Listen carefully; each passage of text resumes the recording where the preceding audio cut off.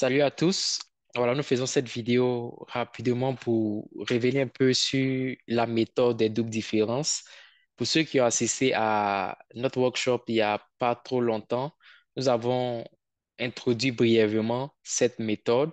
Et le but de cette vidéo également, c'est toujours une introduction. Et nous voulons révéler un peu certains exemples de questions, voilà, auxquelles on peut répondre en utilisant la méthode des doubles différences.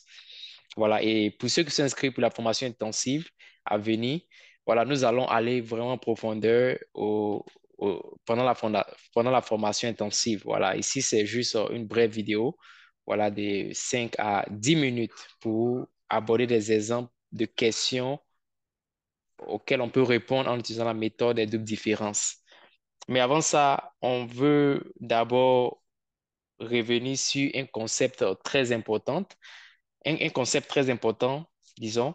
Voilà, donc on veut vraiment différencier entre ce qu'on appelle des expériences contrôlées contre des expériences naturelles. Voilà, donc par expérience contrôlée aussi, un autre nom, c'est, on peut voir par là des études expérimentales contre les études quasi expérimentales ou expériences naturelles. Voilà, donc c'est important de d'abord distinguer ces choses. Et pour dire aussi, nous ferons une vidéo, sinon une série de vidéos pour vraiment aller un peu plus, pour donner encore plus d'informations sur ces types d'expérimentation, d'expériences. Voilà, l'expérience contrôlée, l'expérience naturelle, les études d'observation et tout. Voilà, nous pensons que c'est important pour un chercheur d'être équipé, outillé, voilà, pour ces différents types de design. Voilà, et voilà, donc, une question déjà que l'on peut se poser ou l'on doit se poser, par exemple, y a-t-il une attribution aléatoire? Supposons qu'on est en train de faire une conception d'étude, n'est-ce pas? Et la question qu'on peut déjà se poser, c'est est-ce qu'il y a une attribution aléatoire? Voilà. Et si la réponse est oui, voilà, ici, on fait face à une étude expérimentale ou une expérience contrôlée. Voilà, une étude expérimentale. Dans les études expérimentales, il faut retenir que ce sont des études où les chercheurs, par exemple, introduisent une intervention et veulent étudier l'effet de ces interventions-là, n'est-ce pas? Donc, les études expérimentales sont généralement randomisées. Voilà, c'est la clé, en fait. C'est une différence, c'est une distinction, en fait, des études expérimentales. Voilà, comme je disais, voilà, ces études-là sont généralement randomisées, ce qui veut dire en fait que les sujets sont regroupés au hasard, de façon aléatoire, n'est-ce pas? Voilà, c'est pas que voilà, on donne un traitement à un certain groupe de personnes et autres. Voilà, donc c'est fait de façon aléatoire, c'est-à-dire on donne le traitement ou l'intervention voilà à un groupe de façon aléatoire. Donc c'est la particularité d'une étude expérimentale. Donc il faut aussi savoir qu'il y a des avantages et des inconvénients de cette conception d'études, ce design d'études. Voilà, donc dans les vidéos à venir en fait où on va se focaliser sur chaque conception, nous allons aller un peu plus en profondeur dans les avantages et les désavantages. Mais pour l'instant, retenons simplement que, voilà, dans une étude expérimentale, voilà, les sujets ou bien, voilà, les sujets sont regroupés de façon aléatoire et le traitement aussi est donné de façon aléatoire. Voilà, donc ça, c'est lorsqu'il y a une attribution aléatoire. On fait face là à une étude expérimentale. Et lorsqu'il n'y a pas d'attribution aléatoire, on va se poser une autre question. Et la question, c'est est-ce qu'il existe en fait un groupe témoin ou plusieurs mesures? Est-ce qu'on a un groupe témoin? C'est vrai qu'on n'a pas une attribution aléatoire. C'est-à-dire, on peut pas parler d'études expérimentales, mais est-ce que nous avons néanmoins un groupe témoin ou plusieurs mesures? Si la réponse est oui, on fait face là à une étude quasi expérimentale ou une expérience naturelle. Donc, on peut déjà retenir brièvement, comme on a déjà fait une vidéo encore, une série de vidéos pour parler en fait, parler un peu plus en profondeur sur l'étude quasi expérimentale. Voilà, mais déjà, on retient que une étude quasi expérimentale, voilà, est une étude interventionnelle, c'est-à-dire il y a une intervention empirique qui est utilisée pour estimer l'impact causal d'une intervention sur la population cible sans une assignation aléatoire. Voilà, donc il y a pas de, c'est pas de façon aléatoire en fait. Voilà, donc une recherche quasi expérimentale partage un peu des similitudes avec une conception expérimentale. Voilà, elle partage un peu les mêmes similitudes. Voilà, mais la différence est que, comme je l'ai dit tout à l'heure, voilà, il n'y a pas d'assignation aléatoire, voilà, des groupes. Voilà, donc c'est un peu ça qu'il faut retenir. Voilà, une chose aussi à savoir rapidement sur les études ou même dans les études quasi expérimentales, c'est que voilà, ces types de conceptions en fait permettent généralement aux chercheurs de contrôler en fait l'affectation à la condition de traitement, mais en utilisant un critère autre que l'affectation aléatoire. C'est-à-dire on contrôle toujours en fait le traitement qu'on donne, n'est-ce pas, mais c'est pas de façon aléatoire. Alors on va revenir tout à l'heure. Donc, lorsqu'il n'y a pas de groupe témoin, on fait face là à une étude d'observation. Voilà, c'est une étude simple. C'est le but de cette étude, lorsqu'il n'y a pas, il y a ni attribution aléatoire, il n'y a ni groupe témoin, ni plusieurs mesures. On fait juste face à une étude d'observation, c'est-à-dire les conclusions qu'on tire d'une telle étude ne sont pas des conclusions causales. Voilà. Quand il s'agit d'une étude expérimentale, on peut conclure de façon causale une conclusion causale, n'est-ce pas? Mais et lorsque également il s'agit d'un groupe témoin ou de plusieurs mesures, on peut encore conclure on peut conclure de façon causale, une causalité en fait, voilà. Mais lorsqu'on est dans une étude d'observation, on ne peut pas conclure en fait une causalité. Voilà. Mais comme j'ai dit, chacune de ces conceptions-là a des avantages et des désavantages. Donc, nous ferons une série de vidéos pour aller plus en profondeur. Le but de cette vidéo, comme on l'a dit, c'est de montrer un peu des exemples de questions auxquelles on peut répondre avec la méthode des doubles différences. Donc, il était important quand même de faire ça. Pourquoi? Parce que je pense que on va se focaliser ici sur les études quasi expérimentale parce que la méthode des doubles différences, en fait, vient de cette conception, en fait. C'est-à-dire, lorsqu'on a une conception quasi expérimentale, on peut utiliser la méthode des doubles différences. Voilà, donc il faut savoir déjà que plusieurs techniques ont été développées pour appliquer voilà, le cadre méthodologique des expériences quasi expérimentales ou expériences naturelles à que ce soit l'évaluation des politiques publiques, que ce soit l'évaluation des programmes, etc. Donc, c'est variable qu'est-ce que je veux dire? Je veux dire par là que ces méthodes, en fait, incluent les variables expérimentales. Vous avez certainement entendu parler. Nous avons peut-être les techniques d'appareillement, par exemple le propensity score matching, et où nous avons aussi l'estimation par discontinuité dans la régression. En anglais, on dit regression discontinuity. Et nous avons aussi la méthode de différence. Ce sont des exemples de méthodes, en fait, qui ont été développées pour faire face à des études quasi expérimentales. Donc, voilà pourquoi on va se focaliser ici sur l'étude quasi expérimentale parce que c'est euh, la méthode des doubles différences a été développée en fait pour appliquer le cadre méthodologique de l'étude des études quasi expérimentales. Mais il faut savoir de façon générale avec ces méthodes, comme on va revenir dans une autre vidéo pour aller plus en profondeur. La robustesse en fait de ces méthodes repose en grande partie sur la qualité des données utilisées, c'est-à-dire l'identification de l'impact causal nécessite de pouvoir construire un contexte factuel qui est crédible en fait. Donc voilà, donc c'est important. Donc ici, voilà, nous allons revenir rapidement sur le but voilà, de cette vidéo. Voilà, donc l'approche des doutes différenciés. Une première chose à savoir, je pense qu'on a déjà parlé de ça, mais ça ne coûte rien de reparler, la répétition pédagogique.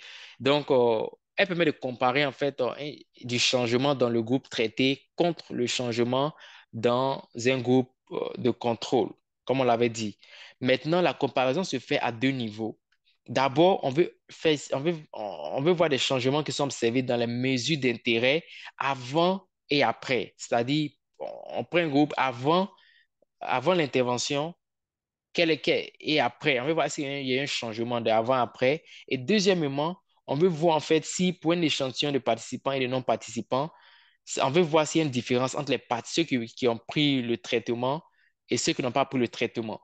Voilà. Je pense qu'on va montrer un exemple où on peut conceptualiser de façon graphique. Mais c'est-à-dire déjà, on veut faire avant et après. Pour tous les individus, on veut voir avant l'intervention et après l'intervention, est-ce qu'il y a eu vraiment des changements qui ont été observés? Maintenant, on veut comparer aussi ceux qui, voilà, qui ont pris le traitement et ceux qui n'ont pas pris le traitement. On veut voir en fait c'est une différence aussi. Donc, ça s'est fait à deux niveaux, je l'ai dit. Maintenant, ça permet également, comme j'avais aussi dit, ça fait partie des études quasi expérimentales, n'est-ce pas? Donc, ça permet de tirer des conclusions causales. Mais c'est lorsque l'étude est bien menée, en fait. C'est très important de souligner ceci. C'est lorsque l'étude est bien menée. Voilà, je pense que dans la formation intensive, on va partir plus en détail, donner encore plus d'astuces pour bien mener une telle étude. Voilà, donc c'est une étude aussi qui nécessite des données panel, c'est-à-dire des observations sur le même individu au fil du temps, n'est-ce pas? Donc, voilà, c'est une chose à retenir. Voilà, donc, le but, en fait, c'est de mesurer l'impact, c'est-à-dire, on avait dit, n'est-ce pas, avant, après, avec et sans traitement, en fait. C'est pas donc ici, déjà, on présente une équation rapide, en fait, de l'impact. Donc, voici comment on peut représenter de façon mathématique l'impact, n'est-ce pas? Voilà, donc là, OK, je vais essayer de définir rapidement les variables pour qu'on on suive rapidement cette équation. Donc, la première valeur Y, YT post, ça désigne en fait la moyenne de la variable Y après, ici il y a mis la réforme ou la politique, mais ça peut être aussi le traitement, voilà, peu importe le thème qu'on veut utiliser du groupe traité.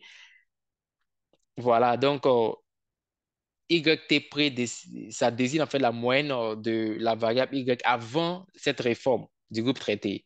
Voilà, donc T c'est pour le groupe traité. Maintenant, on va voir les deux autres avec l'indice C par exemple, c'est pour le groupe de contrôle. Donc, c'est l'équation que là, on veut voir en fait, est-ce que c'est-à-dire que lorsqu'on fait la différence entre, pour le groupe traité, on fait la différence avant, on fait après moins avant.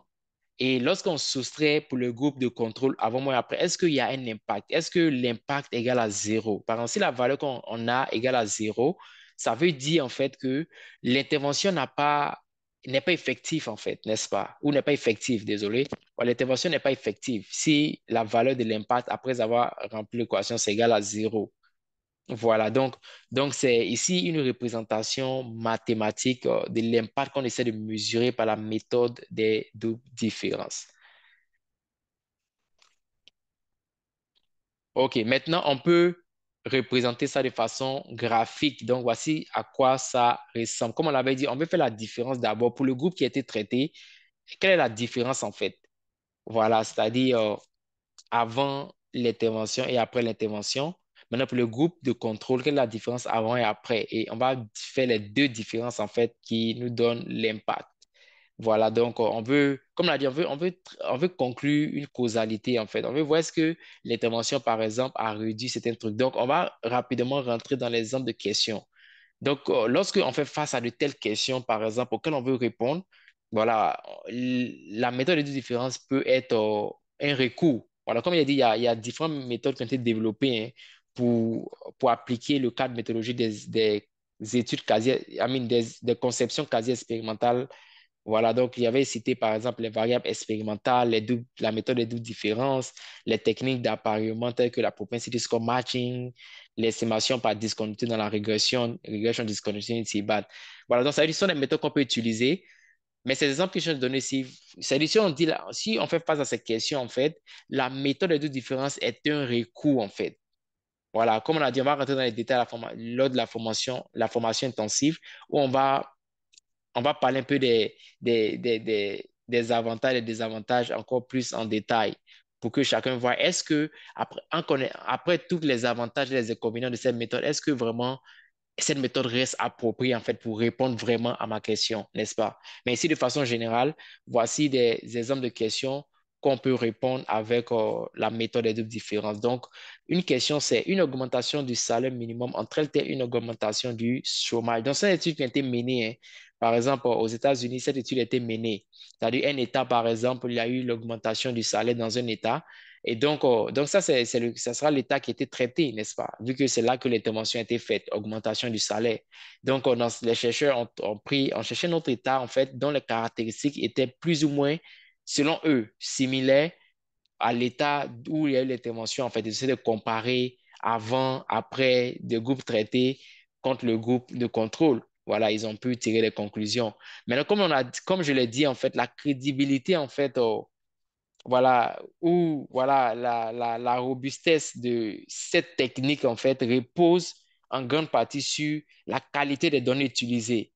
C'est-à-dire l'identification de l'impact causal nécessite en fait de construire en fait un contexte factuel qui est crédible. Donc, tout dépend de ça. Mais une telle question, en fait, on peut répondre en utilisant la méthode des doubles différences. Maintenant, c'est de savoir maintenant est-ce qu'il y a vraiment des similitudes entre notre groupe traité et notre groupe de contrôle et comment s'assurer en fait que ces deux groupes-là sont proches en matière de caractéristiques. Voilà, donc c'est un type de question là qu'on peut répondre avec la méthode des doubles différences. Un autre type de question, c'est, par exemple, supposons que on veut, euh, on veut mettre un service sur pied, n'est-ce pas?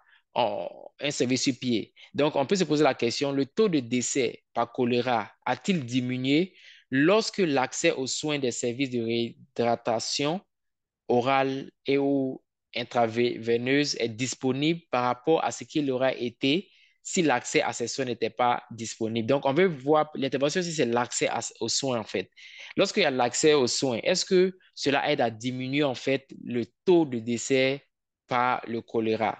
N'est-ce pas? Donc, une telle question, si par exemple, dans votre recherche, dans votre étude, vous voulez répondre à une question qui semble un peu similaire à cette question, par exemple, vous pouvez dire que vous pouvez déjà, ça veut dire de façon générale. Après, il faut regarder, il faut rentrer maintenant dans les spécifiques, en fait, pour voir est-ce que c'est la méthode la plus appropriée. Parce qu'on avait dit aussi que la méthode des toutes différences nécessite des données de panel, n'est-ce pas?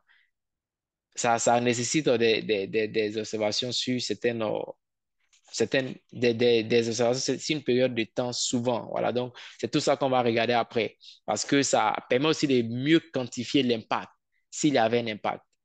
Voilà une autre question, en fait, c'est l'impact de l'Earned Income Tax Credit sur l'offre de travail des femmes aux États-Unis, par exemple.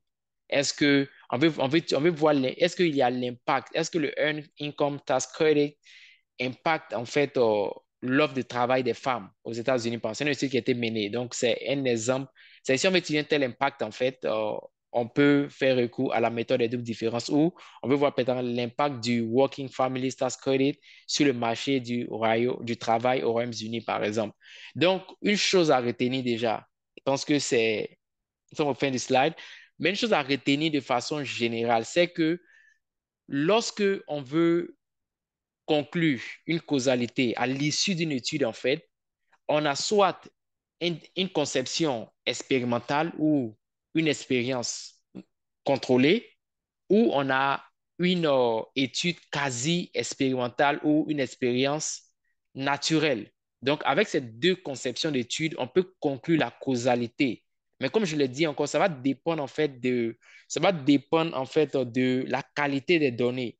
Voilà, est-ce qu'on a pu construire un contexte factuel? Par exemple, dans le cas de la conception quasi expérimentale, est-ce que notre contexte factuel est crédible?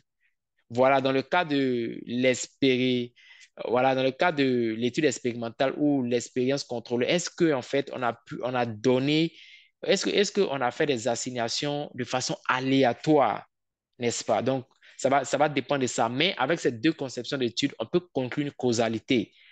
Par contre, lorsqu'on a une étude d'observation, on ne peut pas conclure la causalité.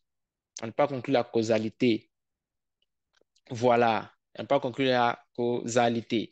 Donc, c'est très important à savoir. Maintenant, il y a des ramifications de ces conceptions en fait qu'on peut faire en introduisant pardon, des mesures répétées et tout. Donc, c'est important, voilà, de le savoir. Maintenant aussi, comme je dis, on va faire une autre vidéo pour parler des différentes conceptions, mais il faut savoir que la conception expérimentale, l'étude expérimentale ou encore l'étude ou l'expérience contrôlée, par exemple, en pratique, en fait, en théorie, ça marche beaucoup, mais en pratique, c'est pas toujours faisable parce qu'il y a après les règles de l'éthique. Par exemple, si on veut voir, par exemple, si fumer de la cigarette, par exemple, cause le cancer, par exemple, n'est-ce pas? Il faut créer des groupes, faut assigner, en fait, fumer la cigarette de façon aléatoire. On va voir que ça ne respecte pas les règles de l'éthique. On peut pas forcer quelqu'un à prendre la cigarette si la personne ne veut pas, en fait, ou n'est pas fumeur, n'est-ce pas? Donc, on voit que de façon pratique, il y a beaucoup, c'est pas toujours faisable. d'avoir une étude expérimentale ou une expérience contrôlée. Voilà, donc je pense que dans la science sociale, généralement, on a recours aux expériences naturelles ou aux études quasi expérimentales. Donc, il faut savoir aussi que avec l'étude quasi expérimentale, on peut conclure la causalité. Et l'une des méthodes adaptées aux études quasi expérimentales, c'est la méthode des doubles différents. Donc, c'était là, voilà, donner des exemples de questions auxquelles on peut répondre avec cette méthode. Merci et voilà, abonnez-vous à notre chaîne YouTube parce que, comme j'ai dit, on va poster encore d'autres vidéos sur les conceptions d'études. Je pense que c'est très important pour un chercheur, pour être un chercheur bien bâti, en fait, c'est important de connaître ces différentes conceptions, surtout lorsqu'on est dans les sciences sociales. Donc, merci et voilà, très bientôt.